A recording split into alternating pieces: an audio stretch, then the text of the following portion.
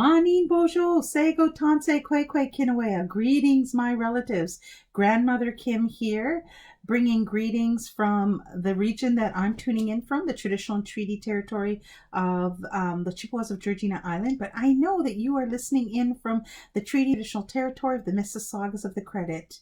Mishike and Dodam, Shkudenigan, Wawaskonen, Indigenous Kashuanagan, Dunji. Newmarket Dunjaba, Anishinaabe, Quail, Ojibwe, and Dow. I'm Turtle Clan. I come from Shawanaga First Nations.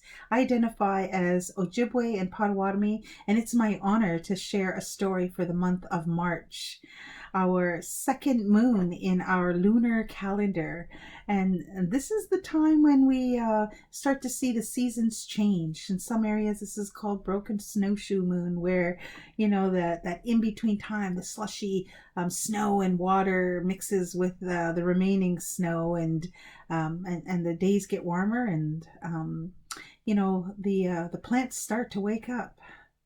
So I wanted to start with a story that's connected to the plant world. You know, long ago, when the earth was much younger than it is now, there was a time when we lived in more traditional ways. We had villages, and instead of, you know, the electric stoves we have today, we had fires that we cooked over, open fires, and they required a great deal of wood. And so our people collectively would go to the forests and gather dead wood and make sure that they had enough to cook their fire, that will create the fires that cooks the food, but also to keep the lodges warm and things like that. And so everybody in the village had to help, even the children. So it was oftentimes a youngster's job to go out and find all of the dead wood in the forest and bring it back.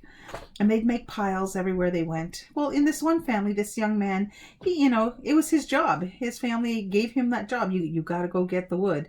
And he didn't like it, but he would go out anyways. He's like, all right, see you later. And he'd go out and he'd make his piles of wood, and he'd be grumbling. And on this day, he was grumbling a lot. Oh my goodness, why do I always have to do this? I always have to gather the wood. I'm always looking for the wood. Oh, I'm so tired of this. And he'd make a pile here and he'd make a pile there. And then he says, oh, I'm tired. I'm just going to take a little rest. And so that's just what he did. He sat down for a minute and he decided to take a rest. Well, he fell asleep. And he woke with a start. And he says, oh, how long have I been sleeping? Oh my goodness. I have no idea how long I've been sleeping. What's happening? What time is it? So he looked around to see if anybody could see that he'd fallen asleep, because he was supposed to be gathering wood. And he doesn't see anybody.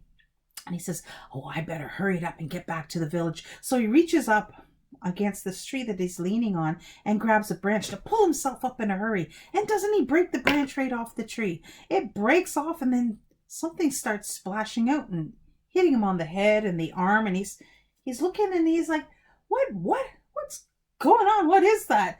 Why is this tree leaking? Holy, I've never noticed that before. And then he looked at the tree and he looked at the hole, and he saw this liquid pouring out. And he thought, well, I have no idea what that is. I've never seen that before. And so he touched it. Ooh, it was a little bit sticky. And then he said, it doesn't smell like anything. And then he decided to taste it. And he said, this is delicious. And he kept tasting it. He's like, wow, I'm surprised we've never discovered this before. And he rushed back to his village, forgetting about the wood, saying, oh my goodness, I got news, I got to tell you something. And he rushes into the village and he tells everybody, come on with me, I got to show you something. A tree's leaking, it's so cool. And he brings everybody with him, and they're wondering what all the commotion's about.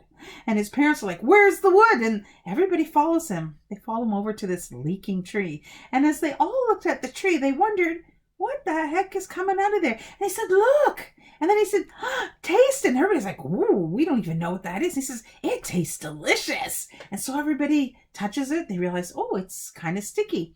Oh, it doesn't smell like anything. Oh, it tastes delicious. And soon everybody was licking and tasting this sweet, sticky stuff coming out of this tree. And then they started looking around the forest for more trees. And every day this became what people were doing. Instead of gathering and preparing and taking care of each other in the village, they went out to find these trees, break off branches, and let the trees leak into their mouths. They got big round bellies. They got very, very lazy. Now, this was a gift from Creator, and Creator would come out and check every once in a while to see how things are going. And as he came across this village, he wondered where everybody was. Geez, there's nobody here. So he went to the forest and he's like, oh, there they all are. But wait, what are they doing? They were all laying down, snoozing, all sugared up, big bellies, doing nothing, just getting really lazy. And he thought, oh my goodness, they discovered the gift. And they're abusing the gift. I've got to change this. So that night when everybody headed home to their lodges, all full of sugar, because that's what was coming out of the tree, this sweet, sugary stuff, he went to all the trees and he poured water into them all. And he diluted all that sweet, sugary stuff that was coming out. And so the next day, when the people came out, starting to break off branches everywhere, waiting for this sweet deliciousness to come out, they discovered that only this clear liquid came out. Oh my goodness, they thought. Have we drank it all? Oh, it's all done. Oh my goodness, what did we do? Well, they were all pretty sad about it, but they got back to the activities in the village and they realized that if they even collected some of this clear water and they took it and put it over their fires, they could boil it down and get something close to that beautiful sweet stuff they were experiencing before. And they say that this is how maple syrup was discovered from the maple trees.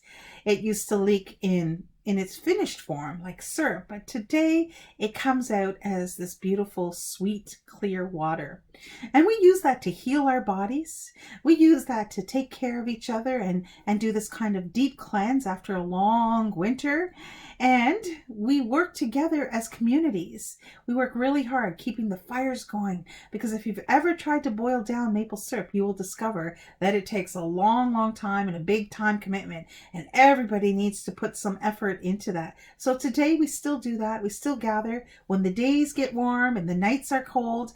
The beautiful sweet water starts to drip out of the trees. We tap only the biggest trees, the ones that are big enough and can sustain a little bit of a tapping, and we honor that tree. We thank that tree, and we gather that syrup and we share it with each other. The syrup itself is kind of the end product, but the sweet water, the maple water that comes out, is the first gift, and we give thanks for that.